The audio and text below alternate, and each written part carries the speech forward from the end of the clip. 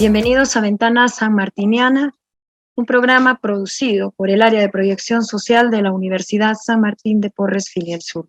Como todos los miércoles, el día de hoy tenemos un tema para analizar, un tema de coyuntura, cuyo título es Para salir de la crisis. Y esta noche hemos invitado al doctor Jorge Nieto Montesinos, quien fue exministro de Estado.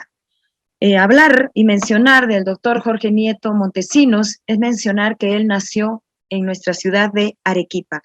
Entre el año 2016 y 2018 ha sido ministro de Cultura y ministro de Defensa de nuestro país.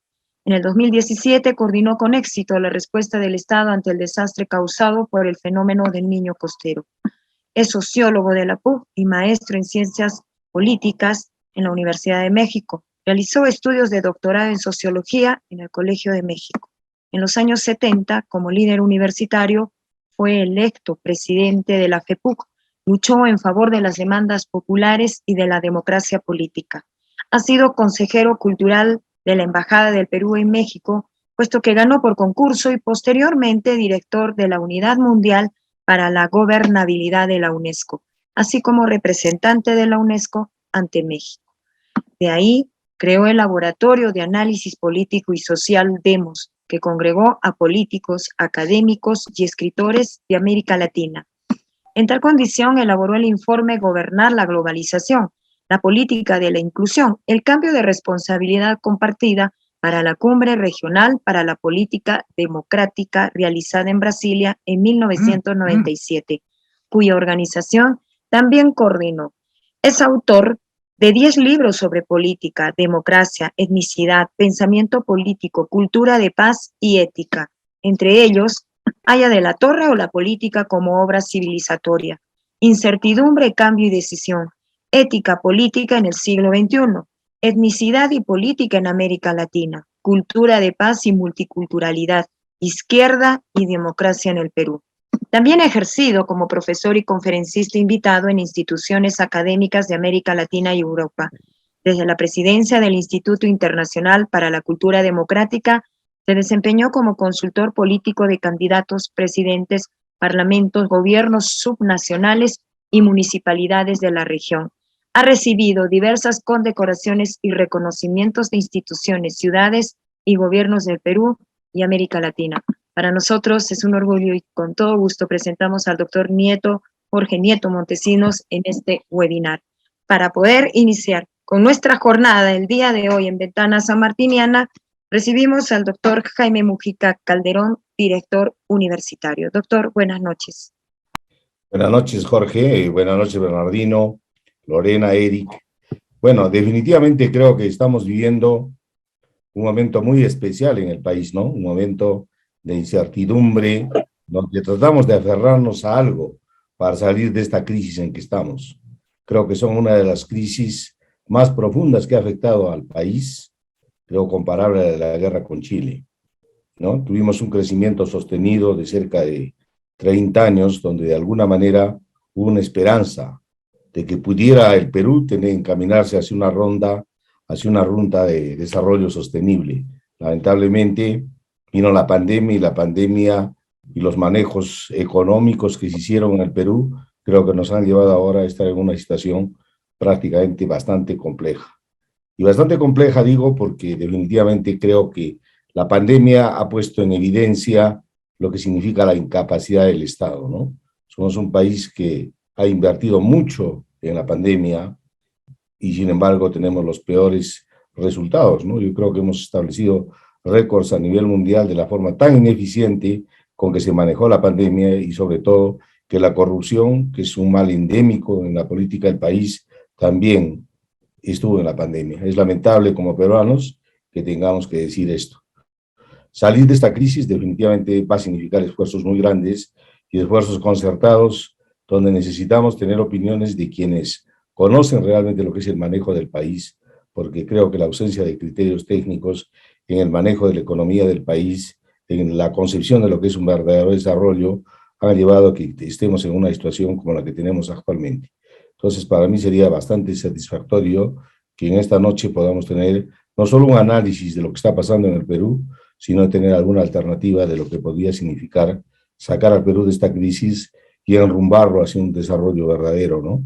No tenemos lamentablemente planificación, hay ausencia de ello. Ese plan es un órgano que existe, pero que lamentablemente no tiene carácter vinculante ni mandatario. No tenemos proyectos ni en el corto, ni en el mediano, ni en el largo plazo, a pesar de estar establecido esto en muchos documentos normativos, pero lamentablemente la forma de hacer política en el Perú es simplemente muy subjetiva y muy populista. Así que bienvenido, Jorge, es un honor contar contigo. Sabemos de toda tu trayectoria y eres arequipeño, ¿no?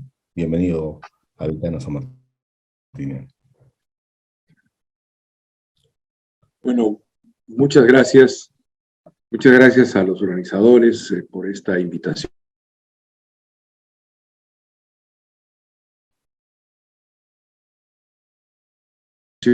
Tan amable. Queriendo expresar la emoción de volver a la tierra, le escribió a su madre: con palabras no puedo. Y en alguno de sus discursos, Víctor Raúl Haya de la Torre, en su Trujillo natal, recordó a Martí y repitió: con palabras no puedo. Y hoy aquí, en este modo electrónico de estar en todas partes que nos permite el ingenio humano, como tullidos y errantes dioses cibernéticos, los recuerdo yo a ambos, a Martí y a Haya, porque cada vez que retorno a la tierra, entre el Misti y el Chile, aunque sea de este modo frío y amable, que es el ciberespacio, confieso que, como siempre, es una confesión íntima entre paisanos. Vuelvo a verme vagabundear por nuestras viejas calles adoquinadas, entre olor de incienso y pólvora, entre amores juveniles y rebeldías iniciales. Y aquí estamos, sin los viejos amores, pero con las mismas rebeldías, y repitiendo como algunos de nuestros precursores: con palabras no puedo. Si algún momento hubo en la historia de la República que necesitó un rugido valiente e ilustrado del viejo León del Sur, ese es este. Un momento en que la historia de nuestra República obliga a que resuene fuerte una voz firme y sabia como la de don Juan Pablo Vizcardo y Guzmán, convocante de los españoles americanos, como se decía entonces de los criollos, pero promotor de alianzas y apoyo a la gran rebelión de Túpac Amaru. Y aún resuena aquel dicho suyo: no hay ya pretexto para excusar nuestra apatía si sufrimos más largo tiempo las vejaciones. Si nos destruyen, se dirá con razón que nuestra cobardía las merece. Y por aquí debe andar, en este medio electrónico, el alma de don Mariano Melgar, nuestro poeta, primer traductor de Ovidio y Virgilio en América, muerto jovencito, 25 años, entregado a la causa independentista en la rebelión del incomprendido Pumacahua. De esa estirpe venimos, de esa estirpe que se expresa también en la Revolución de 1950 y en nuestro gran caudillo, Francisco Mostajo Miranda, antepasado mío por Miranda. Cuando uno recuerda alguna de sus frases, puede constatar cuánto nos hemos degradado. Dijo él: Arequipa es recta tierra, lo afirmo bien, pero allí están en la cárcel, felizmente, donde deben, gobernadores y autoridades para desafiar a Mostajo. Y aquí estamos nosotros, para tomar el reto y poner las cosas en un nuevo y viejo lugar. Arequipa recta, con juventudes que siempre renueven sus laureles de ayer. No es momento menor el que vivimos. Habrá primero que hacer una constatación: estamos vivos. Una frase venial en cualquier circunstancia, obvia. Hoy no. Venimos de una pandemia que no termina aún de irse. Una pandemia que se llevó más de 300,000 peruanos, según el conteo de serios organismos independientes internacionales. La cifra más alta por millón de habitantes del mundo. La más alta.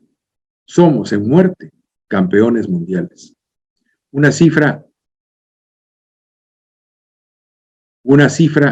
que desnudó nuestras precariedades como Estado y como líderes y conductores, porque frente a los resultados pobres que hemos tenido y que se expresan en enorme cantidad de muertos, no hay excusa. No es excusa ni el estado precario recibido. Ahí están otros estados en el mundo, Vietnam, por ejemplo, que tiene una situación más o menos parecida en materia de salud y que, sin embargo, ha tenido una exigua cantidad de muertos resultado de la pandemia. Ni es tampoco excusa la altísima informalidad, argumento que también se ha usado. Ahí están estados con mucha mayor informalidad que nosotros, que salieron bien librados en lo que cabe de la pandemia. No hay excusa para quien compró pruebas que no debían comprar contra consejo explícito. Y no hay excusa para quien desactivó el primer nivel de atención de salud con la malhadada idea de que este era muy malo. En el Perú, ya no en Uruguay, ya no en Costa Rica, en el Perú, en el Agustino o en San Martín, líderes de postas médicas decidieron no cerrar la posta médica. Y la cantidad de muertos o de pacientes que llegaron a unidades de cuidados intensivos es largamente exigua. Y no hay excusas para una estrategia de comunicación social que abriera espacio para la movilización de la gente, movilización inteligente contra la pandemia, y esta comunicación se redujera a un soliloquio narcisista sin efectividad sanitaria, pero con réditos políticos. Y así hay un largo etcétera que tenemos que mirar para tener claro qué fue lo que pasó. Estamos hablando, repito, de más de 300,000 muertos. La larga época del terror nos dejó, según conteo de la Comisión de la Verdad, conteo estadístico, extrapolación estadística, más o menos 70,000 muertos. En 2 años hemos tenido 4 veces esa cifra. Y todavía tenemos polvos de aquellos lodos en las heridas que contraponen y contrastan al Perú en una polarización incesante. ¿Cuánto tiempo tardará nuestra sociedad para poder restañar esta herida que es en cualquier país del mundo un hecho traumático? Más de 300,000 muertos, más de 300,000 hogares enlutados.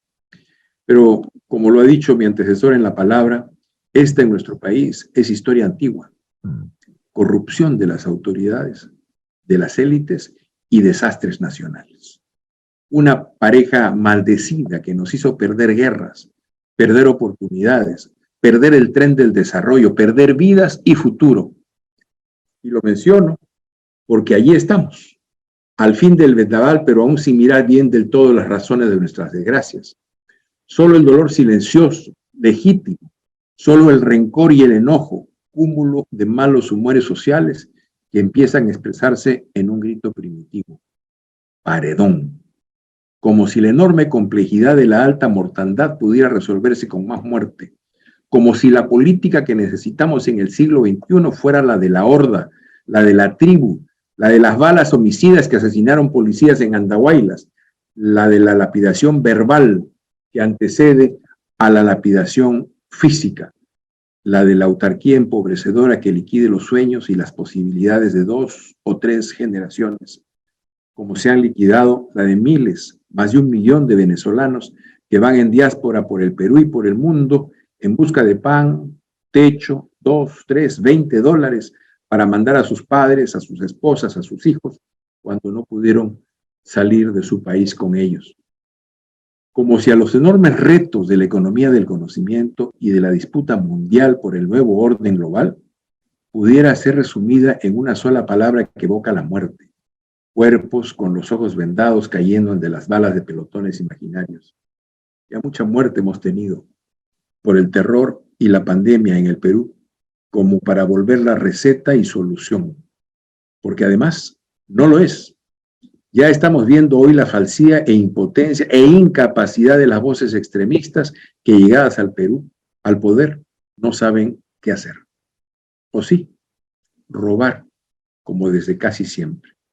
Prometieron el cambio, como los nuevos heraldos negros de la muerte, y en vez de ser el primer gobierno del nuevo rumbo, se han convertido en el último gobierno de la corruptela, de la mentira y del cinismo. Nos está costando mucho la improvisación taimada como para volver a repetirlo con el argumento de ahora sí, debemos cambiar de rumbo y escribir otra historia.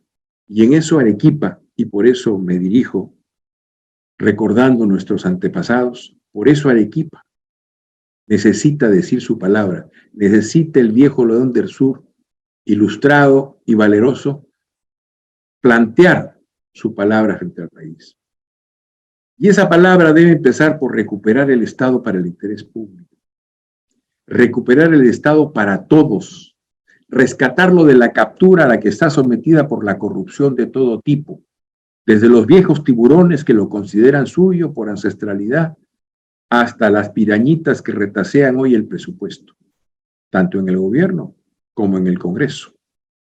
Tanto lo hacen así que podríamos hacer nuestras las palabras escritas en 1834 por esa paria parisina de origen arequipeño, Flora Tristán, quien analizando el Congreso de su época, 1834, dijo: cada uno de ellos solo piensa en sus intereses privados y nada en esta patria. No hay en esa asamblea sino permanentes conspiraciones para apropiarse de los recursos del Estado. 1834. Parece escrita ayer u hoy, porque la denuncia es exactamente la misma. ¿Y por qué debemos empezar por recuperar el Estado para el interés público? No solo por razones éticas o sociales o culturales, sino porque sin Estado al servicio de todos no habrá desarrollo en el Perú. Y este hecho, que es siempre verdadero, hoy día se hace particularmente grave y llamativo. Nosotros tenemos que pagar, como todo el mundo, 3 deudas: una deuda ambiental, una deuda social y una deuda ética. En el terreno ambiental, como lo sabemos todos, con el cambio climático, estamos matando el planeta. Y al matar el planeta estamos matando toda forma de vida en él, incluyendo la vida humana. El planeta seguramente podrá seguir existiendo millones y millones de años, pero las condiciones para que nosotros sigamos habitando y viviendo en él las estamos cambiando peligrosamente. Y quién sabe si en el futuro nos convirtamos en una suerte de pequeños dinosaurios que alguna vez estuvieron en la superficie de la Tierra, pero que dejan solo vestigios que verán quizás otros que vengan después de nosotros, después de la gran hecatombe. La deuda social, porque en el mundo ha avanzado enormemente la desigualdad, todo tipo de desigualdad. Hay una enorme concentración de riqueza en las clases altas y hay un enorme empobrecimiento en las clases pobres. Y eso que pasa en el mundo pasa también en el Perú. No es solo una resolución estadística de la desigualdad, como usualmente se pregona. Basta salir a la calle, basta trasladarse un poco al interior de nuestro país. Para viajar en el tiempo, en el Perú no se necesita una máquina maravillosa. Basta con transportarse de un lugar a otro, y a veces transitamos del siglo XXI al siglo XII, al siglo XVI, al siglo XVIII, en poco tiempo. Tenemos entonces que pagar esa deuda social en un país desigual, en el continente más desigual del planeta. No el más pobre, pero sí el más desigual. Y finalmente, tenemos una deuda ética. Como todos los países del mundo, tenemos una deuda ética que pagar. Y esa no solamente es la lucha y el combate contra la corrupción. Es también, además de esa lucha fundamental, es la necesidad de pensar y repensar nuestra forma de vida. Si nosotros queremos vivir teniendo el consumo promedio de un ciudadano de clase media norteamericana, no hay planeta que lo aguante. Tenemos entonces que pensar y tenemos que reflexionar sobre nuevas formas de establecer nuestro disfrute, nuestro goce y nuestra felicidad en la tierra. Son esas 3 deudas, la deuda ambiental, la deuda social y la deuda ética, que tenemos que pagar, y para eso es fundamental el Estado. No solo porque clásicamente lo fue, sino porque estamos, por ejemplo, en el primer caso, en el tema ambiental, estamos ante la necesidad de producir y de apoyar innovaciones tecnológicas que van a ser decisivas para poder revertir las angustias del cambio climático. Y eso solo se puede hacer si hay un Estado emprendedor, si hay un Estado que tome el riesgo de la decisión política, que genere las condiciones, los recursos a través de bancos de desarrollo que nos permitan sostener durante un tiempo esas inversiones para producir esa innovación tecnológica y progresivamente para ir asentando empresas y mercados de un nuevo mundo verde. Si no hacemos eso, estamos condenados a quedar rezagados en el proceso de desarrollo de la economía del conocimiento. Y solo un Estado que responda al interés de todos, que esté informado por la ciencia y que tenga una visión y un objetivo claros y que sepa, que tenga la capacidad para compartirlo y generar consensos y unir al país alrededor de esos objetivos de largo plazo, solo un Estado así nos puede permitir lograr el desarrollo para todos. Junto con la recuperación de ese Estado, que es fundamental para poder producir los cambios y las transformaciones que necesitamos, hay un segundo tema, pensando en alternativas, que tiene que ser colocado en nuestro debate público. Necesitamos volver a desarrollar políticas contra las desigualdades. Lo hicimos en una época, lo hemos olvidado, pero hay una larga época, lo que va, las décadas que van del 30 al 40, 50, 60 incluso, en donde se comenzó progresivamente no solo a urbanizar el país, sino a abatir poco a poco las desigualdades. Y se produjeron tasas de crecimiento constantes de alrededor de 5 o 6%, lo que fue progresivamente incluyendo a sectores de la población en un momento, como sabemos todos, en el cual grandes multitudes de personas, hombres y mujeres, salieron de las zonas rurales y se fueron a las zonas urbanas en busca de empleo, pero también en busca de libertad, porque venían buscando el despliegue de la industria que comenzaba a asentarse y que luego finalmente no logró plasmar su desarrollo, pero venían también huyendo del sistema de gobierno gamonal, del sistema de la hacienda, en donde si algo no existía para esas poblaciones, sobre todo indígenas, era libertad. Entonces, necesitamos volver a introducir en el Perú políticas contra las desigualdades. E históricamente las políticas contra las desigualdades son bastante conocidas, que son las 3 reformas fundamentales que tenemos que introducir en nuestra vida pública. La primera, el desarrollo de un sistema público de salud de calidad. La pandemia nos lo ha dicho. Tenemos una precariedad muy grande en nuestro sistema de salud pública. Nuestro sistema de salud pública tiene algunas virtudes. Por ejemplo, sabe vacunar. Recuerdo todavía cuando en algunas semanas de la pandemia se produjo un debate sobre si el Estado debía o no debía vacunar o si debíamos acudir al mundo privado para que se produjera esa vacunación. Quienes esto decían como problema olvidaban hechos fundamentales. Si algo se le reconoce al Estado peruano y a nuestro sistema de salud en el mundo, si por algo ha recibido premios, es por saber vacunar. Por vacunar, hacerlo rápido y hacerlo bien. Pero junto con esa virtud y otras, por ejemplo, nuestros médicos, sobre todo los que atienden en hospitales públicos, que luego ganan más dinero en hospitales privados, tienen capacidades y calidades que son excepcionales, pero tenemos un sistema de salud, una administración pública de la salud precaria, que hace que nuestra población no tenga acceso en la práctica a ese sistema público de salud. Necesitamos entonces producir una transformación de ese sistema público de salud y esa transformación tiene que ser orientada primero por la transformación de tecnologías blandas. Necesitamos que en nuestros hospitales, en nuestras postas médicas, vuelva a haber una atención que privilegie al paciente.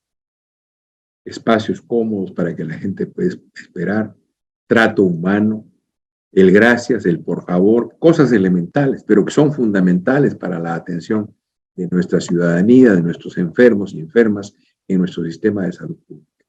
Necesitamos entonces contar con un sistema público de salud que nos permita realmente darle cobertura de salud a todos los peruanos. Y es posible. Tenemos las capacidades presupuestales y las que no tenemos se pueden lograr para poder lograr construir ese sistema de salud pública como el que necesitamos en el país. En segundo lugar, la otra gran reforma igualadora es la de un sistema de educación pública de calidad. No lo tenemos. Y no solamente no lo tenemos, sino que en el último tiempo, precisamente en estos 2 años de pandemia, en donde intentamos, presionados por las circunstancias, hacer que nuestro sistema de educación pública funcione a través del Internet y de los medios de comunicación cibernética, nos hemos encontrado con la realidad tal cual es. Solo el 40% de hogares en el Perú tiene acceso al Internet en casa. Y en el caso de los hogares rurales, apenas el 5% tiene acceso al Internet en casa. Por tanto, hay un vasto sector de nuestra juventud, de nuestra niñez, que han quedado fuera del sistema educativo. Y eso hace que hoy día tengamos un enorme hueco, un bache muy grande en la formación de millones de niños y niñas, de jóvenes, hombres y mujeres. Y entonces esa sola circunstancia nos obligaría a tener un plan especial, que no lo estamos viendo. Un plan especial para lograr llenar ese hueco en la formación de nuestros muchachos. ¿Y por qué es tan urgente eso? Lo sería en general siempre, pero el mundo ingresa aceleradamente a la economía del conocimiento. Y cada vez más, en esa economía del conocimiento, lo que va a permitir competir a las poblaciones y a los individuos es precisamente eso, capacidades y creatividad. Capacidades, conocimientos y creatividad. Y entonces, en el momento en que el país esté cada vez más abocado a luchar un lugar en el mundo, en esa economía del conocimiento, nos va a pesar ese hueco, ese bache que hemos tenido en estos últimos 2 años, que ha sido brutal. Las mediciones ya están. Nuestros muchachos en promedio en el país están rindiendo 20-25% menos de lo que deberían rendir si hubieran tenido escuela abierta, aún la precaria escuela que tenemos, pero en normalidad. Y en el caso de las poblaciones rurales, estamos hablando de que están en un 90-92% por debajo de lo que deberían rendir en los cursos que sirven para medición en estas estadísticas. Por tanto, tenemos un problema severo. Cuando menciono esto, aparece el dato o el hecho muy etéreo, pero yo siempre pongo un contraejemplo para entender por qué esto se expresará en algún momento más tarde y por qué es importante acometerlo ahora. En 1931-32, la Universidad Nacional Mayor de San Marcos fue cerrada. Época de protestas, de tumultos. La universidad fue cerrada.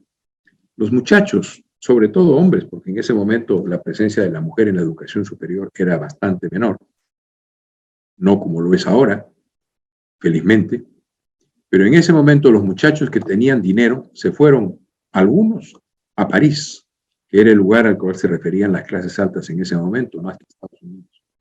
Los que tenían menos dinero se fueron a Buenos Aires o a Mar del Plata, donde había también un importante centro de enseñanza superior de calidad que atrajo a nuestros muchachos. Pero los que no tuvieron dinero para irse fuera ni a París, ni a Mar del Plata, ni a Buenos Aires, ni a ningún lado, se quedaron aquí y algunos de los que querían en ese momento ser ingenieros, médicos, abogados, arquitectos, ingresaron por un tiempo, pensaron, a las Fuerzas Armadas. Pero ese tiempo finalmente se convirtió en elección permanente y puestos en las Fuerzas Armadas quisieron quedarse allí. 34, 35, 30 años después, esos muchachos que aspiraban a tener profesiones liberales se convirtieron en los generales de la Flor, Gallegos Venero, Fernández Maldonado, Mercado Jarrín. Uno puede pensar lo que quiera del gobierno militar de entonces, de sus políticas y de sus resultados, pero lo que es un hecho real y cierto es que ellos, los que acabo de nombrar, fueron una promoción excepcional de mandos militares en nuestras Fuerzas Armadas. ¿Resultado de qué?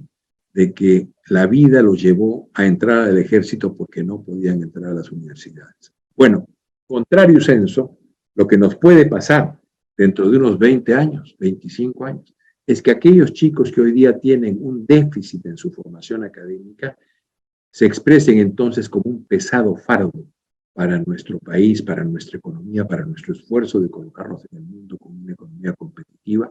Y entonces allí sí vamos a ver lo que hoy día no estamos viendo y sintiendo con toda su magnitud. Y finalmente, una tercera política igualadora es la necesidad de contar con una política pública de seguridad ciudadana de calidad. Calidad en la salud, calidad en la educación, calidad en la seguridad. Necesitamos que esto sea fundamental en general, pero en particular necesitamos hacer un esfuerzo adicional en la seguridad ciudadana para proteger a nuestras mujeres. Tenemos un récord infame de feminicidios y de agresiones y violaciones y desapariciones de mujeres en el Perú. No puede el país darse el lujo de tener a la mitad de su población productiva caminando con miedo por nuestras calles, por nuestras ciudades. Entonces, requerimos que un gobierno que cambie el rumbo, que realmente cambie el rumbo, acometa esas políticas igualadoras que son, como dije hace un rato, universalmente conocidas. Salud pública de calidad, educación pública de calidad y seguridad pública de calidad.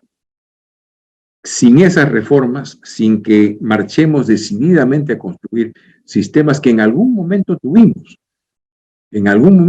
porque hasta los años 60 nuestro sistema educativo, por ejemplo, era razonablemente bueno. Pero fíjense ustedes, a pesar de que el incremento del presupuesto ha sido astronómico, hoy día si medimos el gasto de educación per cápita, por alumno, nuestro gasto sigue estando por debajo de lo que lo hacíamos en 1960, en la década del 60. Por tanto, acometer esas reformas igualadoras es fundamental para poder lograr el desarrollo y darle espacio a la ciudadanía en el progreso. Y junto con ello, junto con esas políticas de naturaleza social, necesitamos implementar algunas políticas territoriales que son de alguna manera expresión también de nuestro acometimiento a los problemas del cambio climático. En primer lugar, tenemos un área olvidada a la que estamos destruyendo y que sin embargo configura no solamente el 61% del territorio nacional, sino además un horizonte verde de futuro, la Amazonía. En nuestra Amazonía se asientan 6 o 7 gobiernos regionales, pero el Perú y esos gobiernos regionales, pese a que se reúnen cada 4, cada 5 meses, no tiene un plan para la Amazonía. Un plan que no sea lo que hasta ahora es la depredación y la extracción de lo que vemos hoy día con ojos del siglo XIX, madera, oro, gas, petróleo, con todas las consecuencias que eso tiene en el momento actual. Hoy que hablamos, hay poblaciones peruanas, ciudadanos peruanos de origen aguajún, que tienen contaminados sus ríos, contaminados sus suelos, y que no tienen condiciones para alimentarse como lo hicieron durante toda la vida, porque vivían de la pesca y de la caza.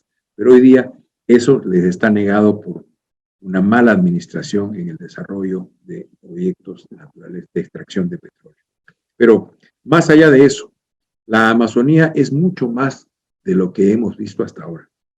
La Amazonía, si la miramos con ojos de la ciencia, es agua dulce, es oxígeno, es biodiversidad. Y en agua dulce, oxígeno, biodiversidad están inscritas 3 industrias fundamentales: industria de la cosmética, industria de la salud e industria de la defensa. Cada una de las cuales tiene un valor en el mundo de $600.000 millones. Nosotros, teniendo la Amazonía, que es el origen de buena parte de los principios de salud que se expresan en una multiplicidad de medicamentos, y también la capacidad de generar nuestra propia rama de industria de cosméticos y también la posibilidad de generar industria de la defensa, no vemos un solo dólar de esos $600.000 millones multiplicados por 3. ¿Qué requerimos para eso? Requerimos mirar a la Amazonía con los ojos de la ciencia. Y eso obligaría, dentro de un plan de gobierno que piense en el largo plazo, obligaría a que tuviéramos o el mismo instituto que hoy día tenemos en Iquitos u otro, fortalecido con una fuerte inversión del Estado, convocando a los principales investigadores científicos del mundo en bosques tropicales para que formen 60, 80, 100 chicos y chicas peruanos que sean los científicos de nuestro futuro, que puedan mirar la Amazonía con esos ojos de la ciencia y que tengamos como país la capacidad de administrar ese horizonte verde del futuro para el país. En vez de eso, en vez de acometer y pensar a lo grande, estamos nuevamente depredando la Amazonía. Y es pobre consuelo el hecho de que el Brasil deprede más que nosotros. Ya existe hoy día en el mundo un proyecto que quiere declarar a la Amazonía protectorado mundial de Naciones Unidas y convertir a Brasil en una especie de Chile del Atlántico, una larga tripa que bordee el Atlántico y que bordee la Amazonía. Y por supuesto, en el caso del Perú, ese proyecto de realizarse, no ahora, no mañana, pero quién sabe dentro de 30 o 40 años, significará una tarascada del 60% de nuestro territorio nacional y, por supuesto, la liquidación de ese horizonte verde de futuro que puede ser para el Perú.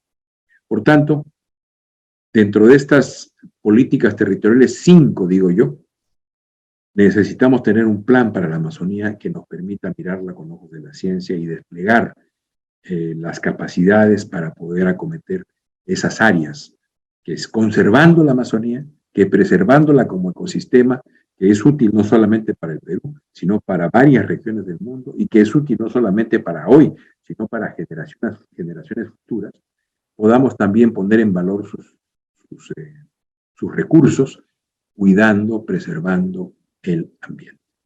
Junto con la Amazonía, tenemos otra política territorial que es necesario desarrollar. Quienes conozcan nuestras ciudades de frontera me van a entender rápidamente. Hoy día no tenemos una política de fronteras. Tenemos una política de límites, que no es lo mismo. No tenemos una política de fronteras. Y quien quiera que se pare en una ciudad de frontera peruana y mire la del frente, va a ver que sea Ecuador, sea Bolivia, Chile, Colombia o Brasil, siempre estamos nosotros peor que el de frente. Necesitamos, por tanto, generar una auténtica política de fronteras que vaya más allá de una política de límites. Y necesitamos hacerlo, entre otras cosas, no solamente por el bienestar de nuestras poblaciones en las fronteras, no solamente por tener una relación equiparada con nuestros vecinos, sino sobre todo porque hay un mal que crece, hay un cáncer que crece silenciosamente, y que sin embargo está creciendo y creciendo y creciendo. Las economías criminales, particularmente la ligada al tráfico de drogas. Y para esa actividad, el control, o más bien el descontrol de nuestras fronteras es fundamental. Y por tanto, desarrollar una política de fronteras es decisivo, no solamente para la seguridad pública de todos los ciudadanos en todas las ciudades del país, sino sobre todo para la salud de nuestras instituciones democráticas. No hay economía ilegal sin el auxilio de alguna forma de economía legal. Y necesitamos, por tanto, esa política de fronteras que nos permita también generar las condiciones para tener un control pleno de nuestro territorio y para tener cerrados los cauces a través de los cuales estas economías criminales generan su lento pero consistente y muy grande proceso de acumulación. Junto con ello, Amazonía, fronteras, el Perú necesita un plan territorial para nuestra sierra, sobre todo para la sierra surandina, pero no solo, para toda la sierra. Le debemos a lo que es el origen de nuestra civilización andina un esfuerzo parecido al que hizo Estados Unidos con el Plan Marshall para Europa después de la Segunda Guerra Mundial. Un gran esfuerzo de inversión que empiece por energía y agua.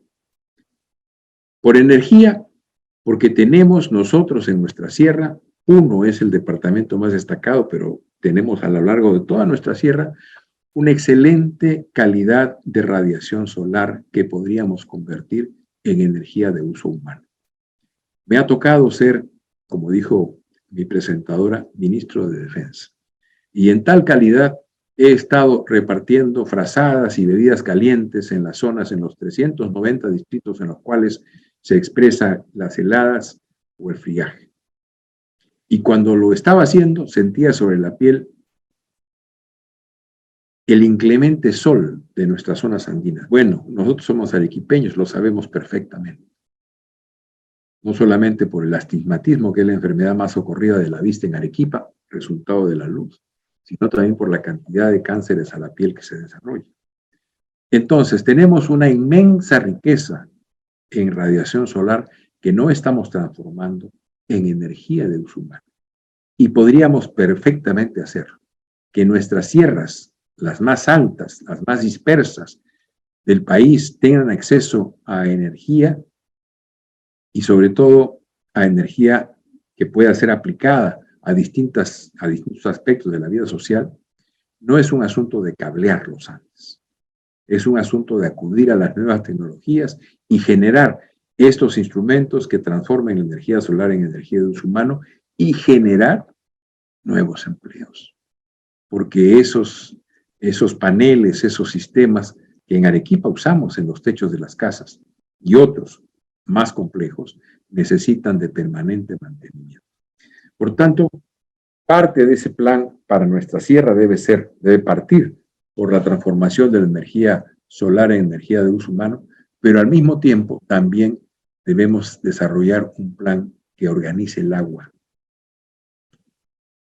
Tenemos mucha agua en la sierra en una época, pero no tenemos un sistema de cochas, de lagunas, de represas a la medida de la economía agraria campesina, a la medida de la pequeña agricultura, que tiene capacidades de productos excepcionales que pueden ser parte de nichos internacionales y por tanto de crecimiento, de prosperidad, de desarrollo para esas comunidades. Pero podemos tenerlas. Lo hemos hecho ya en el norte del país, lo hemos hecho en el sur del país, en Arequipa. Tenemos grandes represas. Necesitamos un sistema de pequeñas represas, de pequeños reservorios de agua que nos permitan administrar el agua y tenerla todo el año. Solo eso significaría la duplicación de la capacidad productiva de los pobladores de las partes altas del país. Y junto con ese plan territorial de inversión excepcional en nuestra sierra, necesitamos dos políticas territoriales más. Una sobre el mar. Usamos poco nuestro mar y controlamos poco nuestro mar.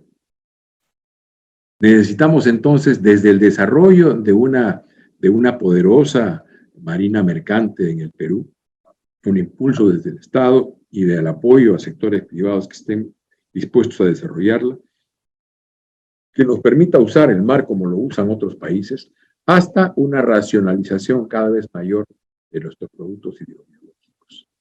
Por tanto, tenemos ahí también un área territorial de una política de Estado que tiene que desarrollarse para poder alimentar a los peruanos y a las peruanas. Buena parte de la proteína que necesita el Perú está en el mar. Y en alguna época de nuestra historia lo hemos entendido y lo hemos intentado hacer. Duró un tiempo y luego periclitó. Necesitamos volver a tener una política inteligente que nos permita recuperar los productos hidrobiológicos y alimentar a nuestra población, además de otros usos de nuestro mar que son perfectamente posibles. Y finalmente, necesitamos volver en estas 5 políticas territoriales a una administración fuerte de la planificación para el desarrollo y crecimiento de nuestras ciudades. Nuestras ciudades crecen sin concierto, sin plan, al ritmo que le marcan los desarrolladores. Necesitamos volver a tener planificación urbana fuerte, que nos permita asignar áreas, administrar el territorio y lograr que construyamos ciudades no solamente económicamente rentables, sino también humanas. En Lima, por ejemplo, nuestra capital, los pobladores gastan 4 o 5 horas de su día en transportarse de la casa al trabajo, del trabajo a la casa. No solo es inhumano, es una pérdida brutal de recursos económicos los que le dedicamos a ese transporte obligatorio. Por tanto, volver a una idea fuerte de planificación de nuestras ciudades es fundamental para poder desarrollar esta reforma. Y junto con nuestras políticas territoriales, enuncio rápidamente, para no extenderme en mi intervención, necesitamos políticas transversales. Justicia, mujer, digitalización, ciencia, tecnología y creatividad. Necesitamos instalarnos en el mundo del futuro. Necesitamos ingresar al siglo XXI, a donde aún no hemos ingresado. Seguimos en un largo, largo siglo XX. Necesitamos ingresar al siglo XXI. Y para ingresar al siglo XXI, requerimos entrar en serio en la economía del conocimiento. Ya se hace, pero se hace de manera dispersa, de manera aislada, de manera puntual. Los muchachos, chicos, chicas, en la Universidad Nacional de Chachapoyas han desarrollado una innovación biotecnológica de clonación de ganado más simple y más sencilla y por tanto mejor que la que los británicos desarrollaron para crear la oveja Dolly. Y hoy día ese centro de enseñanza vende tecnología a Ecuador, a Colombia, a Brasil, para que mejoren ellos sus ganados y por supuesto se usa también en nuestro territorio para la mejora de los ganados. En el centro del país, en Pucallpa, un grupo de muchachos y muchachas han hecho una intervención de biotecnología alterando el funcionamiento de una bacteria para que pueda eliminar ciertos elementos minerales en una variedad de cacao que le permitan ingresar al mercado internacional que con esa cantidad de minerales no puede hacerlo. Y lo han hecho con un pequeño apoyo de nuestro organismo de ciencia y tecnología, un pequeño recurso que les ha permitido, con base a creatividad e innovación, hacer esa intervención. Y así como esos dos ejemplos, hay algunos más, unos 10, 12, 15 ejemplos, en donde nuestros jóvenes, recurseándose de muchas maneras, logran producir un ingreso suyo a la economía del conocimiento. En Lima tenemos los Fab Lab, centros de formación y de producción de diseños que se hacen aquí en 4 o 5 lugares, gentes que van desde los 10 años hasta los 60 o 70 años y que realizan productivamente, mercantilmente, económicamente sus diseños con nuevos materiales y con materiales de impresión en tercera dimensión en otras ciudades del mundo. Por tanto, el hecho de que seamos una civilización antigua, creadores de una civilización, cuna de civilización, no es algo que esté solamente en la historia, es algo que está en nosotros mismos.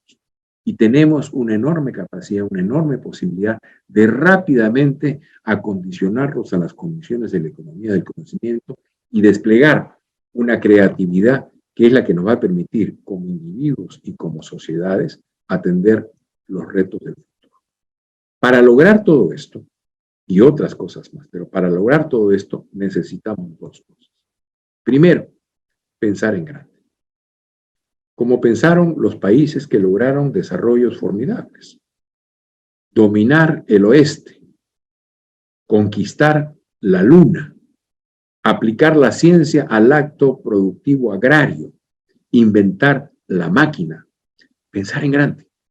Si no pensamos en grande, vamos a seguir atorados en saber por la televisión y por la radio quién robó hace 2 días, cuánto robó, quiénes fueron sus cómplices, se van a la cárcel, no se van a la cárcel, miente o no miente la autoridad cuando es acusada de hacer tal o cual cosa. Esa es una discusión pública circular. Es una discusión pública muy intensa en donde ocurren muchas cosas, pero en realidad no ocurre nada. Es una danza inmóvil. Necesitamos salir de allí y la única manera de salir de allí es obligarnos a pensar en grande. ¿Y qué significa pensar en grande para nuestro país? Significa proponernos hacer del Perú un país moderno y desarrollado en los próximos 20 años. Se puede. Los países que han logrado ingresar al Club de Desarrollo lo han hecho más o menos en ese tiempo. Y el ejemplo más reciente de ese ingreso, de ese esfuerzo por ingresar al mundo del desarrollo, es la China, que no solamente ha logrado poner a una población que hace son nomás 80 años estaba en la Edad Media en el mundo moderno, sino que progresivamente marcha a convertirse en la economía más grande del mundo, por encima de la de los Estados Unidos. Ya en nuestro caso es nuestro principal socio comercial. Por tanto, se puede. Todo está en que hagamos lo necesario para que eso que se puede se haga realidad. Pensar en grande. Si no pensamos en grande, seguiremos siendo este país de desconcertadas gentes del que hablaba don Nicolás de Piérola. Necesitamos volver a pensar en grande. Y en segundo lugar, la otra condición es resolver la vieja maldición de la República Peruana. Una élite egoísta, pequeña, que se mire en el ombligo, que solo piensa en sí misma y que es incapaz de casarse y comprometerse con una visión de largo plazo para convertir al Perú en un espacio para todos, desarrollado, moderno, con capacidades, con condiciones, que sea capaz de poner en valor todas las enormes potencialidades del país. Miren, queridos amigos, amigas, queridos paisanos, el Perú es apenas el 0.8% de la superficie terrestre del planeta. Pero en ese 0.8% de la superficie terrestre del planeta, tenemos el 87% de la biodiversidad del mundo, de toda la biodiversidad en todas las áreas de los reinos animales, vegetales, bosques, especies, en fin, 87% en el 0.8% del territorio. Si hubiera una hecatombe nuclear, si lo que aparece como amenaza allá en Europa, en Ucrania y Rusia, es el uso de la guerra táctica nuclear, si eso se convirtiera en una hecatombe del planeta, que puede ser, la guerra ronda permanentemente en estos últimos días la decisión de los grandes centros mundiales de poder, al país al que habría que proteger de esa hecatombe nuclear, a uno de los países que habría que proteger, es al Perú. Porque desde aquí, con el 87% de la biodiversidad del planeta, podríamos reconstruir toda la biodiversidad, buena parte de la biodiversidad del mundo. Por tanto, tenemos capacidades, tenemos condiciones, pero tenemos que producir un cambio en nuestra élite. No es la primera vez que en la historia del Perú hemos perdido oportunidades para el desarrollo. Hay 4 o 5 oportunidades en las cuales la naturaleza nos ha dado excedentes repentinos que no hemos sabido fincar como desarrollo. Hemos tenido 2 o 1 década de bonanza, 10 o 15 grandes fortunas que 3 generaciones después han sido dilapidadas, y el país, después de esa época de bonanza en donde finalmente a los sectores más pobres algo les gotea, despierta como despertamos después de una fiesta en una casa llena de colillas, de cigarros tirados, de botellas rotas, y todos con dolor de cabeza. Tenemos las condiciones para poder producir la transformación y el desarrollo del Perú, pero eso requiere un cambio en nuestras élites. Asumir en serio la necesidad de cambiar de rumbo, de pensar en grande y de darle a peruanos y peruanas las posibilidades que nuestro país ya le ofreció en algún momento de su historia y puede volvérselo a ofrecer. Requerimos para eso asumir que nuestra política no es esto que tenemos. Esta picaresca de ladronzuelos que están viendo de qué manera se acercan más y más rápido al presupuesto. Y necesitamos producir una gran concentración de fuerzas de todas las capacidades que existan en el país para poder acometer esa tarea. Y eso es claramente acción política. Si los ciudadanos honestos y trabajadores no asumen su rol en la política, la van a asumir los corruptos. Entonces, no nos quejemos.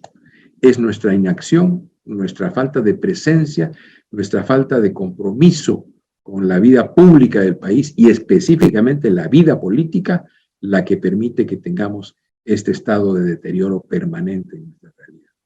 Necesitamos, por tanto, fuerzas individuales y colectivas, políticas, que sean capaces de cohesionarse poco a poco y de asumir finalmente el reto de cambiar los destinos del Perú. En la próxima boleta electoral necesitamos una fuerza que vaya más de la estridencia del extremismo en la izquierda o en la derecha.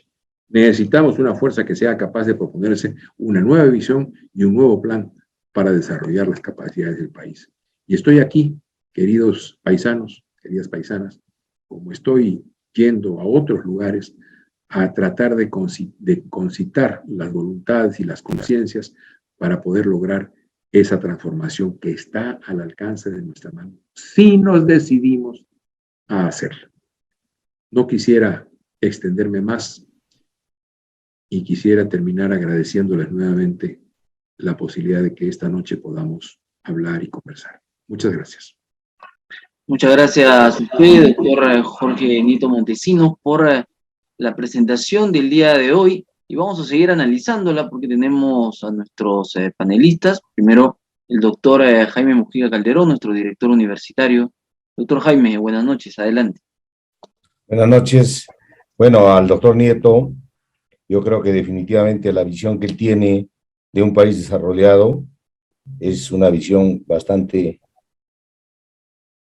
soñadora, bastante objetiva de lo que debería ser el Perú.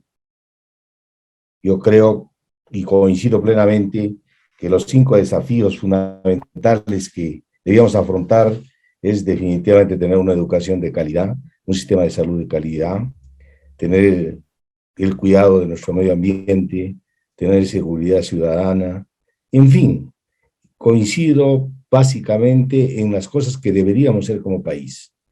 Pero hay una cosa que creo que falla, y creo que él ha dicho de alguna forma, es necesitamos un Estado eficiente y necesitamos una clase política diferente.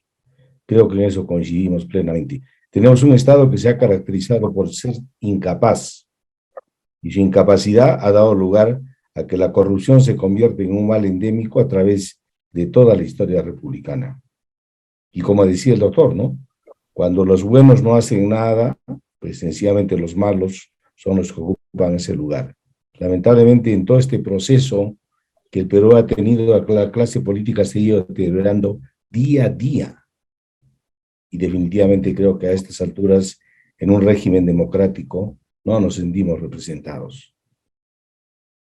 Y en segundo lugar, para poder llevar adelante todas estas cosas, hay una condición sine qua non que tenemos que tener muy en cuenta, que necesitamos dinero. Y el Perú es un país de posibilidades, muchas. El doctor Nieto, por ejemplo, hablaba de todas las posibilidades que podría significar la selva y todo lo que podría significar si desarrolláramos educación de calidad. Si cambiáramos nuestra matriz primaria exportadora y diéramos solo valor agregado a lo que producimos. Ahora que estamos en esta época donde están cambiando los combustibles, pues tenemos litio. Si no hacemos carros, por lo menos hagamos baterías. Él tomaba el caso de China. China realmente está haciendo gran cantidad de carros eléctricos y nosotros el litio no lo vendamos como lo hicimos con el gas. Démosles ese valor agregado, aunque sea de hacer una batería.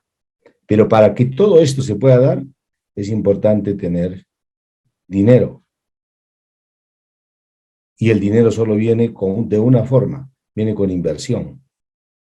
Y no necesitamos un Estado ausente, necesitamos un Estado que establezca las reglas claras y dentro de lo que significa la globalización del mundo, la mundialización de la economía, pues aperturemos realmente la alternativa a que en este país se pueda invertir. Lamentablemente las fronteras han desaparecido mucho y necesitamos, tenemos posibilidades tan grandes en el país. Solo en la costa, doctor, yo coincido mucho en la parte de medio ambiente. Cuidemos la selva, totalmente de acuerdo, pero arboricemos la costa. La cantidad de agua que se pierde en el mar es increíble. Yendo a nuestra tierra, el río Chili, si comparamos el aforo que tiene en el puente de Vítor y el aforo que tiene al llegar a Quilca, pues sencillamente es el doble. Y esa cantidad de agua se perdió y tenemos el desierto, que actualmente es una característica de las costas del Perú. ¿Qué cantidad de proyectos agrícolas están actualmente postergados? ¿Cuántas represas grandes se ha hecho? Si yo solo fuera a Arequipa nada más, no está, Iruro inconclusa, Antascocha inconclusa, Alto Siguas no está hecha, Guairondo no está hecha, por eso es que tienes un valle como el caso de Tambo, que realmente es increíble que uno de los valles más preciosos no tenga un sistema de agua regulado y tenga que estar sujeto a las lluvias. El doctor Nieto también hablaba de la costa, de la sierra. Y es cierto, en la sierra debíamos sembrar agua, evitar que toda esta agua se vaya al mar, hacer pequeñas represas que pueden ser fuente de sustento para que mucha de nuestra gente que ha sido realmente heroica en sobrevivir en el Ande, tenga el agua cerca y pueda no solo cultivar cuando llueve. El 65% de la agricultura solo se produce, doctor, con lluvia. Y eso es increíble que en un país como el nuestro, con toda esa biodiversidad que tenemos, con todas las oportunidades que tenemos, no se puedan dar esas cosas. Entonces yo coincido con él como sociólogo, definitivamente en esa visión tan espectacular de lo que debe ser el Perú. Coincido, doctor, plenamente, pero necesitamos el factor que va a hacer que esto sea realidad, que es la inversión. Y para eso necesitamos un Estado sólido, un Estado firme, que establezca realmente las condiciones de la inversión y no permita el abuso del mercado, porque gran parte de lo que ha pasado en el país es el abuso del mercado. El Estado ha estado ausente, no ha habido organismos reguladores. Lo que se ha hecho en el Perú no se ha hecho en ningún lugar del mundo. Y lamentablemente quienes han tenido la oportunidad de estar en el gobierno, como en el caso del doctor Nieto, yo creo que han visto de una manera objetiva qué es lo que significa gobernar cuando existen intereses subalternos que no están encausados al bien común y al interés nacional. Gracias, doctor, y mi punto de vista. Muchas gracias a usted, doctor Jaime Mojica, por la intervención. Igualmente le daremos el tiempo al periodista Bernardino Rodríguez. Adelante con sus comentarios o preguntas. Muchas gracias. Gracias a la universidad por invitarme a participar de este webinar y un saludo muy especial al doctor Jorge Nieto. Para poder amenizar un poquito la noche, quisiera hacer un par de preguntas ágiles antes de entrar en tema. Doctor, usted nos ha dicho que es arequipeño. ¿Podría decirnos de qué barrio proviene?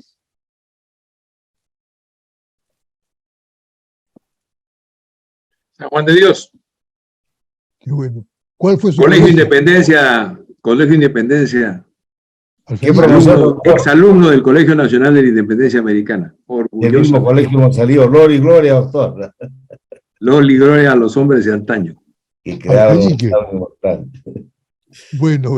Bueno. Ahora sí, más bien, entremos en tema nuevamente. Quisiera, doctor, saber cuál es su visión sobre el proceso descentralizador que ha quedado estancado y hasta desacreditado por el mal resultado de muchos gobiernos regionales. La regionalización, como usted sabe, es una de las formas de descentralizar, pero esto no se ha dado. A los departamentos se les llamó gobiernos regionales, así de simple. O sea, los 24 departamentos se convirtieron en 24 gobiernos regionales, ¿no? Lo cual es una grave y mayúscula irresponsabilidad, pues, que se produjo en el gobierno de Toledo. Además, solo han servido para descentralizar la administración pública. Eso es todo. Bueno, ya no tienen que ir desde ser nombrados los directores de los colegios en Lima, sino en cada departamento. Y así sucesivamente en cada área. Se ha transferido las partidas económicas que manejaba antes cada ministerio a cada gobierno regional para que lo maneje y funcione dentro de su lugar. Es una descentralización administrativa, no está mal, pero eso es todo lo que se ha hecho. La descentralización debe ser económica y eso solo se puede alcanzar alentando la inversión privada en el interior del país para que alcancen el desarrollo. Arequipa, por ejemplo, en la década de Fujimori, perdió importantes empresas privadas que emigraron a Lima.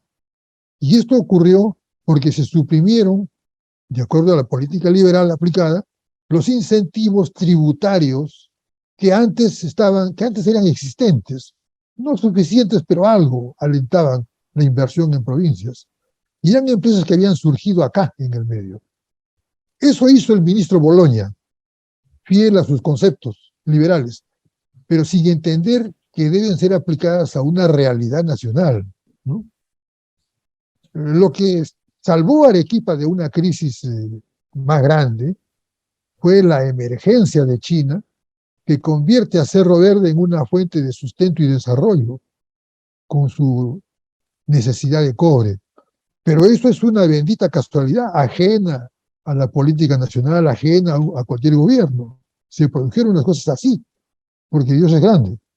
Bueno, concluyo preguntándole al doctor Nieto si cuando usted habla de disminuir las graves brechas sociales considera como un instrumento también la descentralización.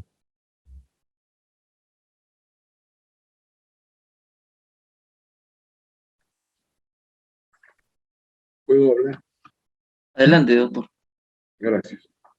Bueno, no puedo sino manifestar una vez más, no lo dije antes, lo pensé, mi acuerdo con las palabras de Jaime Mujica.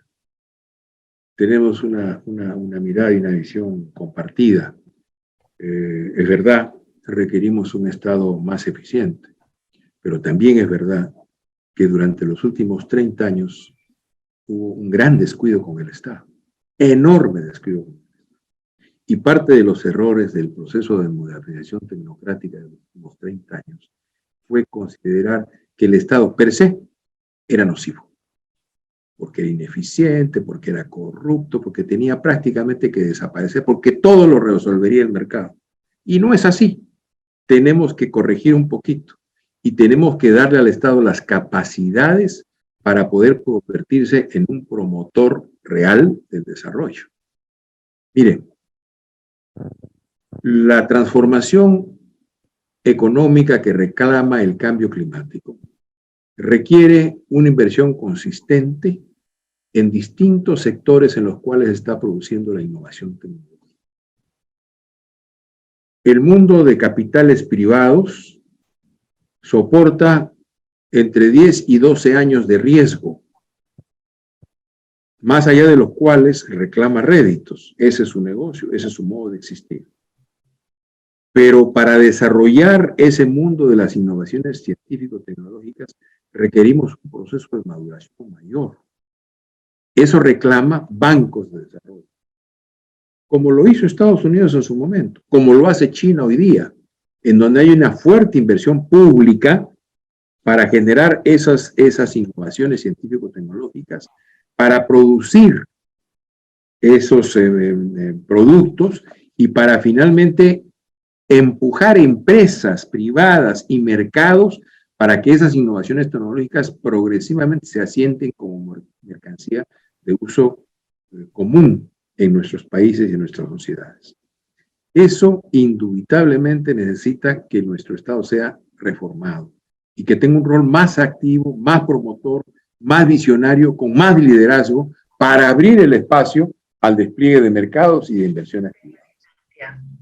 Pero no podemos ni con lo que tenemos, ya no le digo con las nuevas tareas que nos impone la economía del conocimiento. No tenemos no podemos hacer ni las viejas tareas. Efectivamente se requieren recursos, se requiere inversión, pero ni los recursos que tenemos los podemos gastar. Arequipa, el gobierno regional de Arequipa al año 2018 había acumulado una ineficiencia de gasto de 2.260 millones de soles. 645 millones de dólares que durante unos años no se habían invertido y era capital, era dinero de inversión pública, y sin embargo no se habían ejecutado. En una región, y como en todo el país, de grandes necesidades y de gran necesidad de ejecución de proyectos de inversión pública, nos hemos dado el lujo de dejar de gastar 645 millones de dólares. Por tanto, necesitamos que nuestro Estado, a todo nivel, tenga la capacidad de desarrollar proyectos, de invertir y de hacerlo honestamente. Y aquí el tema de la corrupción es fundamental, porque buena parte del tiempo que se pierde en los procesos de inversión tiene que ver con el hecho de que la autoridad está buscando quién es el proveedor que le va a asegurar su diezmo resultado de la inversión. Y en eso se va el primer año o el primer año y medio de gobierno. Y cuando lo encuentran, como todos los competidores saben lo que ocurre, pues impugnan los procesos iniciados por el Estado y finalmente terminan cayéndose. 2 años más, 3 años más. Y al final terminamos no invirtiendo aquello que podemos invertir. Y eso es la historia de todos los gobiernos regionales. Adicionalmente a eso yo comparto la idea de que tenemos un Estado con poca capacidad de contraloría, que realmente haga que el Estado, que el mercado funcione para todos, que no haya abusos. Piense usted en los servicios financieros. ¿Por qué cobran tanta cantidad de comisiones de tal costo si en sus matrices no lo hacen? Las comisiones que nos cobran aquí en el Perú, en América Latina en general, pero en Perú en particular, son bien distintas de las comisiones que cobran en sus países de origen. ¿Y por qué? Porque no hay un Estado capaz de desarrollar regulación y de aplicar y de hacer respetar esa regulación. He hablado de los servicios financieros, podríamos hablar de cualquier otro tipo de servicios. Es fundamental incluso para el despliegue de las condiciones de la inversión privada que tengamos un Estado próspero. No un Estado acomodado a tal o cual grupo o a tales o cuales grupos. Un Estado que tenga la posibilidad de mirar lejos, de tener visión y de ejecutarla honestamente. Y creo que buena parte de nuestro esfuerzo va a ser lograr que eso ocurra en los próximos años. De modo que simplemente he desarrollado y ratifico que de acuerdo con lo que ha dicho Jaime, es muy grande. En cuanto al tema de la descentralización, en efecto, Bernardino, no hemos descentralizado, hemos departamentalizado. Realmente, regionalización no hemos tenido, ¿no? Hemos sustituido lo que era la vieja elaboración de lo que eran las regiones, cómo debían ser las regiones, si por circuitos económicos, si por áreas de influencia, de qué manera podrían coaligarse tales o cuales departamentos en una sola región. Eso nos olvidamos de eso. Ante la dificultad, huimos y preferimos decir, bueno, las regiones son los departamentos. Y eso es lo que tenemos hoy día, un proceso de departamentalización que ha descentralizado capacidades y funciones, pero que lo ha hecho no como parte de un esfuerzo nacional, no como parte de un proceso que supone creación de capacidades y construcción de visiones y de vocaciones de las regiones con los intelectuales, profesionales, técnicos de los colegios profesionales de las distintas capitales o de los distintos departamentos, sino que simplemente hemos entregado y hemos dejado, hemos soltado. ¿El resultado cuál ha sido? Que hemos democratizado la incompetencia y la corrupción, porque eso es lo que hemos hecho. Nuestra departamentalización en realidad es la democratización de la incompetencia y de la corrupción. No es casualidad que tengamos tantos alcaldes y tantos gobernadores regionales o presos o por ir presos en trámites y en procesos ante la Fiscalía y ante el juzgado. Eso tiene que ver con el hecho de que como Estado abandonamos ese proceso de departamentalización y no construimos las capacidades y las competencias para poder acometer eso y no acompañamos con fortalecimiento técnico esos procesos. Yo creo que es un asunto que tiene que ser revisado. Es un asunto delicado, porque ya alrededor de lo que ha ocurrido se han construido intereses, grupos de intereses coaligados. Pero si queremos de verdad producir un desarrollo equilibrado del país, en algún momento tendremos que meterle el diente a un verdadero proceso de regionalización, con capacidades, con competencias y con visiones del futuro de las regiones. Así como el Perú necesita una visión de largo plazo que le diga a dónde va, hoy día no la tenemos. Las regiones también necesitan, dentro de esa gran visión nacional, visiones regionales de su vocación como espacios económicos productivos y como espacios culturales. Y creo que eso es parte del esfuerzo que tenemos que hacer y en donde las universidades en las regiones juegan un rol muy, muy importante. La producción académica, la investigación académica, la construcción de conocimientos de las regiones y desde las regiones del país y del mundo es fundamental. Y por eso me alegra que estemos esta noche aquí en este espacio electrónico, cibernético de la universidad, su sede sur, conversando y discutiendo estas cosas y ojalá fructifiquen en otros que mejores que nosotros desarrollen aquello que tenemos que hacer por delante en el Perú. Doctor Jorge Nieto, nos alcanza la siguiente pregunta, justamente en relación a lo que usted había mencionado con respecto a los gobiernos regionales. A nivel nacional, la región de Arequipa, provincia y distritos de Arequipa tienen una nueva oportunidad de elegir a las próximas autoridades. ¿Qué le hace falta a Arequipa para que pueda buscar su desarrollo más allá de todos los recursos que se tienen? ¿Será acaso alguna autoridad que verdaderamente represente ese verdadero desarrollo que tanto anhelamos? Es la pregunta que nos hacen llegar para el doctor Nito. Una autoridad a la cabeza del gobierno regional con visión, con energía, con carácter, pero no es suficiente. No es suficiente. Se requiere que esa autoridad convoque a los mejores, a las mejores, en un verdadero esfuerzo de concertación. Mire, si usted revisa nuestra historia en los 200 años de República, lo que va a haber como constante es el conflicto abierto. Este valle se pelea con este otro valle, pelea en un límite, pelea en un arroyo, pelea en un árbol. Esta región se pelea con la otra. Tenemos una constante. El siglo XIX nuestro es el cruzarse el país de grupos militares tomando el poder aquí y allá. Una disputa permanente, mucha sangre, mucha sangre. Muchas veces tenemos una idea equivocada de nuestra historia, pero el siglo XIX es una historia de confrontaciones militares, eso que Basadre llamó quizás con exceso el primer militarismo, pero que responde a esta historia real en donde caudillos militares estuvieron confrontados entre sí en actos de violencia que sangraron a la República. Y nuestro siglo XX, políticamente, ¿qué cosa es? Buena parte del siglo XX es el veto del único partido que existía en el Perú, nos guste o no. El único partido que existía en el Perú, el APRA. Y buena parte del esfuerzo de las élites peruanas fue vetar la posibilidad de que Víctor Raúl de la Torre llegara al gobierno. Nos puede gustar o no, no soy aprista, pero el hecho real es que buena parte del esfuerzo político de las élites del Perú oligárquico se dedicó a bloquear la posibilidad de que un partido político que expresaba un sector de la ciudadanía llegara al gobierno. Y la parte final del siglo XX, ¿qué cosa es? Es el periodo del terror. Esos 70.000 muertos de los que habló la Comisión de la Verdad. Y hoy día, en el Perú estamos ante la insurgencia de una voz que dice paredón. Más muerte. Más muerte en un país que tiene ya 300.000 muertos resultado de la pandemia, pero que tiene una larga historia de confrontación fratricida que le ha impedido lograr el desarrollo. Por eso yo digo, en el Perú, así como Sarmiento dijo en su momento en Argentina, gobernar es poblar un gran territorio vacío, y se produjeron las grandes migraciones impulsadas por el gobierno argentino en el siglo XIX y en el siglo XX.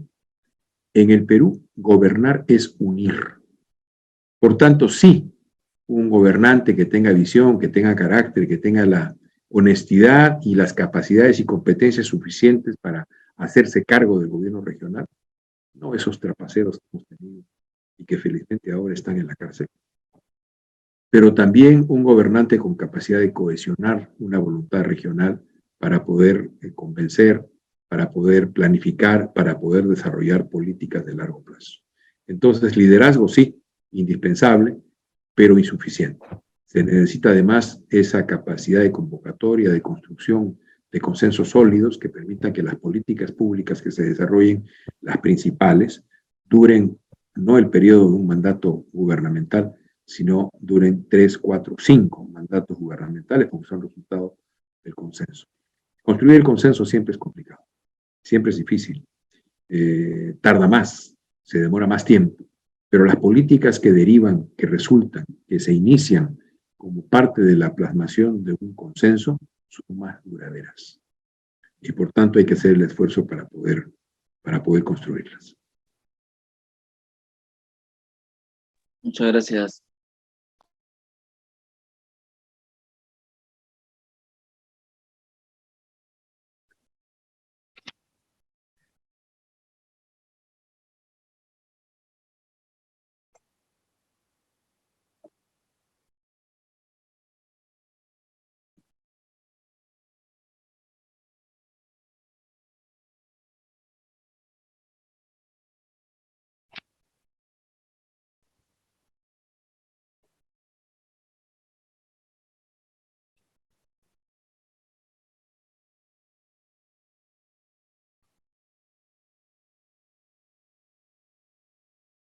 No se te escucha, Jaime. Estás sin el micrófono. Perdón. Bueno, yo decía simplemente de que coincido absolutamente con lo que has dicho, Definitivamente la visión que tienes es una visión muy espectacular de un Perú diferente. La regionalización definitivamente es una de las aberraciones grandes que ha tenido la política, ¿no? Yo creo que una regionalización tiene que hacer macrorregiones viables y que puedan realmente generar sinergias y no fortalecer lo que el doctor Jorge decía, ¿no? Somos Puno es enemigo de Arequipa, y si no es Puno es Cusco, y realmente nos olvidamos de que para generar un verdadero desarrollo necesitamos estar juntos. Ahora, respecto a lo que significa los líderes regionales, yo creo que esta regionalización no solo es negativa en la forma como se conceptualizó, sino es negativa en las competencias que transfirió. Y como decía, por ejemplo, solo vayamos al canon, sobre canon y regalías mineras en Arequipa. No ha llegado al 50% de ejecución. Y otra cosa, los puentes que hizo Simón Balbuena en su época, de los intercambios viales, uno fue hecho por él y dos fueron concebidos. Y se creó la Asociación Minera Cerro Verde para tratar de hacer obras ante la incapacidad que tenían de gastar los gobiernos regionales y los gobiernos locales. Es una verdad evidente.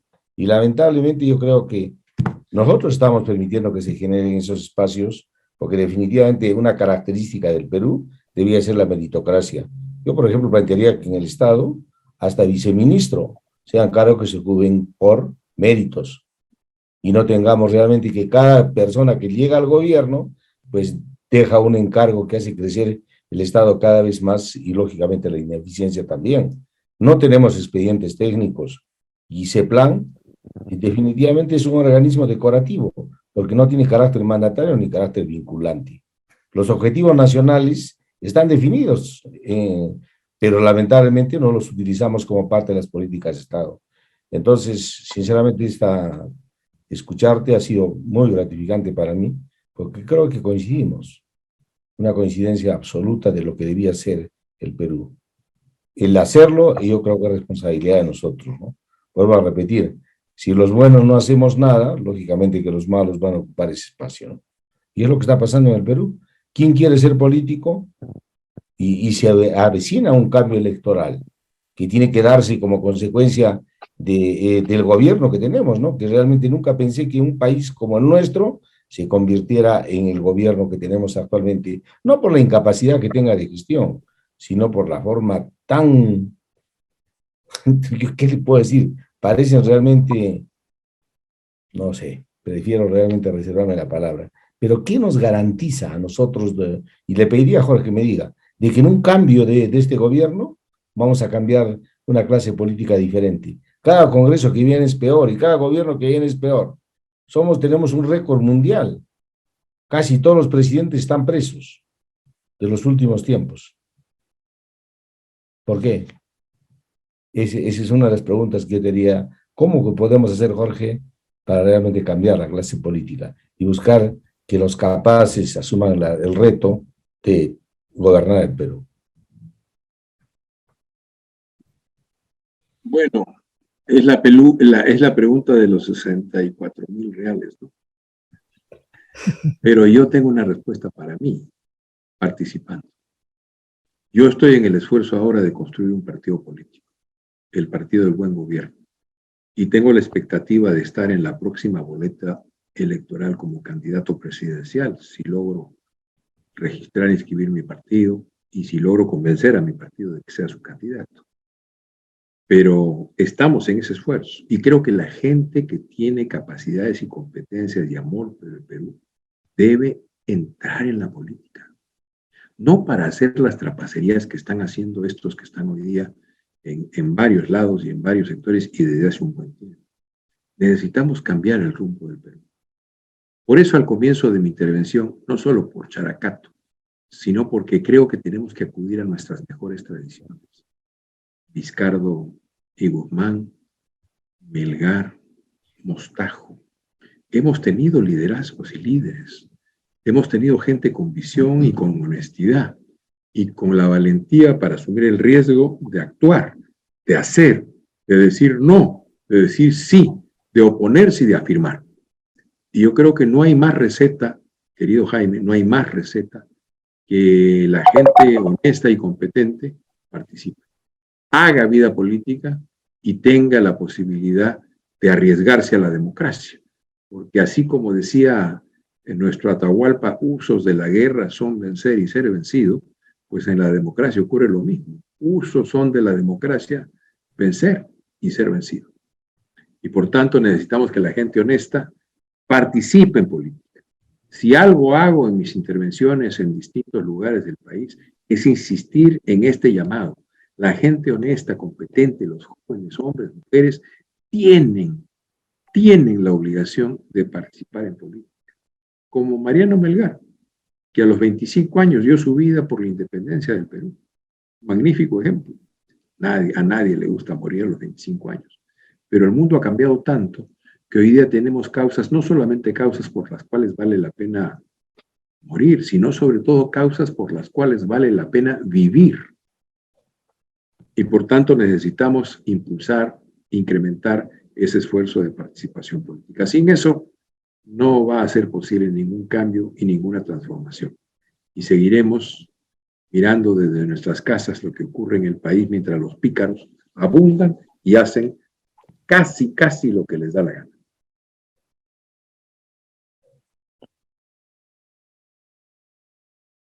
Ojalá tenga suerte con la formación del partido y pueda ser candidato. Arequipa ha tenido mucha gravitación en la política nacional, eso es cierto, pero lamentablemente desde hace más de medio siglo no hay un presidente arequipeño. El último fue Bustamante Rivero. Después han venido algunos que sí, de alguna manera, se han tenido alguna vinculación indirecta. Belaúnde fue hijo de arequipeño, García hijo de arequipeña, pero hasta ahí nomás, ¿no? Pero no ha habido un characato. Ojalá que tenga suerte.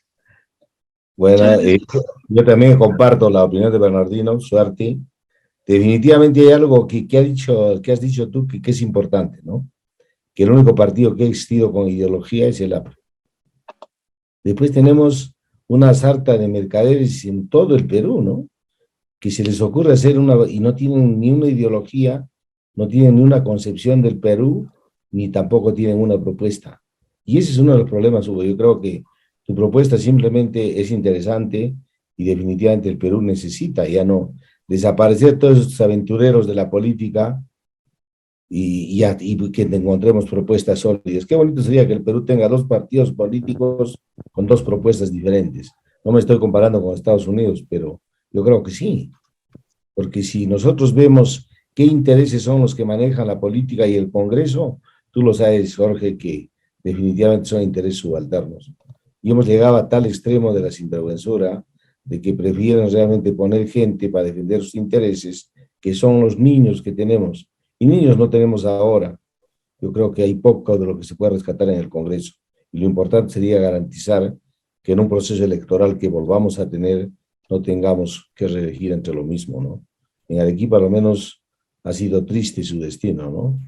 Yo he tenido oportunidad de verlo desde que empezó la regionalización y definitivamente los sueños de Arequipa se convirtieron en quimeras y día a día fuimos los arequipeños cambiando nuestro carácter contestatario por un carácter reactivo y empezar a votar por el hígado, ¿no?